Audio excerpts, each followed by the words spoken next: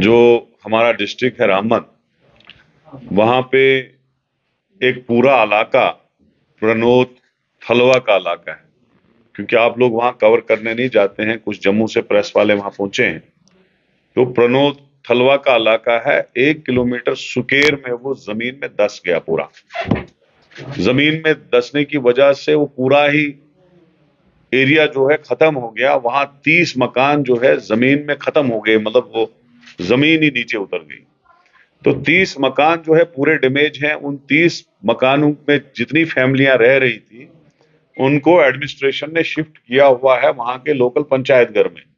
आप खुद ही समझिए कि एक लोकल पंचायत घर में शिफ्ट करने में 30 फैमिलियां कैसे वहां रहेंगी।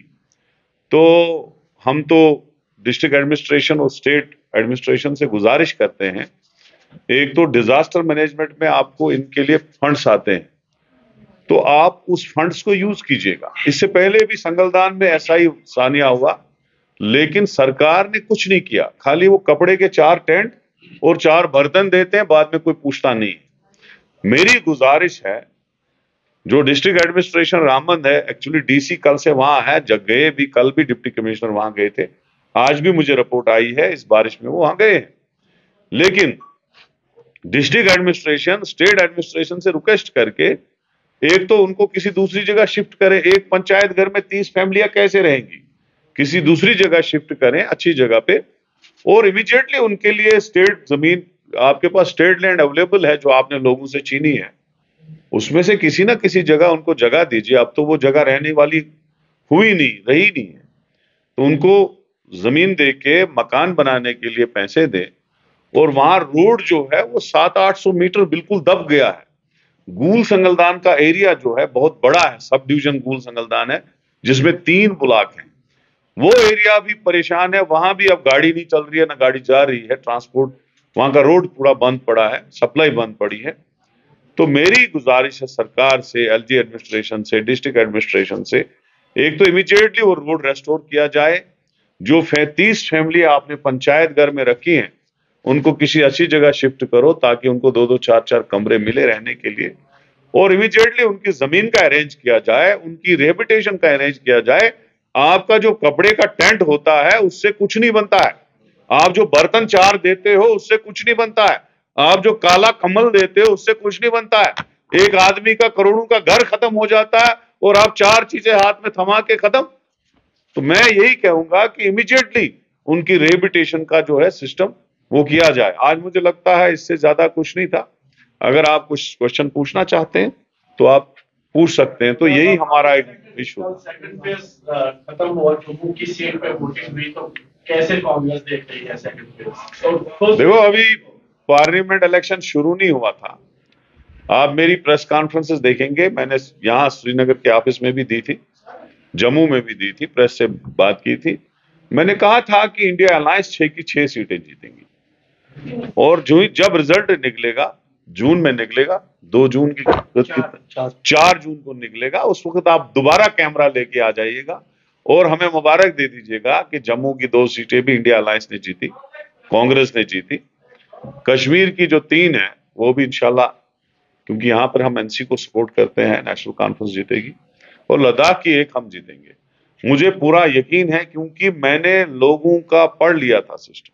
लोग बहुत परेशान है, स्मार्ट मीटरों से परेशान है, बेरोजगारी से परेशान है, जो डेमोक्रेटिक सिस्टम यहाँ पे सस्पेंड कर दिया गया है, खत्म कर दिया गया है, उससे लोग परेशान है, हर चीज से परेशान है। लोग अंदर से बहुत दुखी है, मुलाजिम दुखी है, पढ़े लिखे नौजवान दुखी। हमारी बहनें जो पढ़ी लिखी है, जिन्होंने एमएड बीएड किया है, 2012 में टीचर पोस्ट निकली है, आज तब से 12 साल हो गए। अगर किसी 30 साल की उम्र में किसी ने उस वक्त एमएड किया हो, बीएड किया हो, आज वो 42 साल की लड़की होगी, ओवरेज होगी, उसका जो वो डिग्री है वो डस्टबिन में चली गई। और यहाँ पे जो ये ABCD पार्टियां बोल रही है ना, जो कल इन्होंने वहां पे भी लिखा है, ABCD पार्टी और बीजेपी ने, कि अनंतनाग का इलेक्शन जो है डेफर करो। उसमें आपने देखा पीपुल्स कॉन्फ्रेंस का साइन है, अल्ताफ बुखारी साहब की अपनी पार्टी का साइन है, गुलाम नबी आजाद जो अपने आप को बड़ा साफ सुथरा बोलता है, उसका जो एडवोकेट सलीम पढ़े साहब कैंडिडेट है अनंतनाग से, उसका साइन है। ये सारी बीजेपी के एबीसीडी टीमें हैं, इन्होंने दरखास्त दी है कि वहां पे डेफर किया जाए। तो मैं उसके लिए भी बोल रहा हूं कि क्यों आप डेफर करना चाहते हो? क्या चुनाव वैली में मड़वा दर्शन में गाड़ी जाती थी? आपने वो रोजू में इलेक्शन करवाया, इतनी परेशानी लाई। एक तो रोजा था, दूसरा कंपेन करना पड़ता था हमको। तो ये सारी चीजें जो है सारी मैनेज हो रही है। लेकिन मैं आपको क्लियर बताऊंगा, ये जो एबीसीडी टीमें है ना, बीजेपी यहां नहीं ना लड़ रही है, कश्मीर के लोग इन पे गुस्सा निकालेंगे, ऐसा निकालेंगे ना कि ये इलेक्शन लड़ने के लायक नहीं रहेंगे। ये मैं आपको वो सूख से कहता हूं।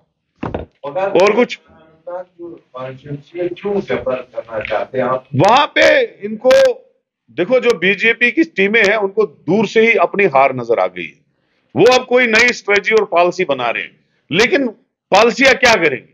अभी जम्मू में देखो, बीजेपी ने मुस्लिम एरिया काट के कश्मीर में डाला, जम्मू को फुली हिंदू डोमिनेटेड कॉन्स्टिट्यूंसी बनाई, 85% से 90% हिंदू डोमिनेटेड कॉन्स्टिट्यूंसी बना दी, लेकिन फिर भी हार गए। जब लोग खिलाफ होते हैं फिर कोई नहीं बचाता है। ये कितना भी करे, डेफर करे, कुछ करे, इनकी हार 6 की 6 कॉन्स्टिट्यूंसी में तय है। ये मैं वसूख से कहता हूं आज की प्रेस कॉन्फ्रेंस में आपको। सर, आपको लगता है नोमैडिक माइग्रेशन जो हो रही है वहां से अभी के टाइम पे होती, वो भी एक रीजन हो सकता है?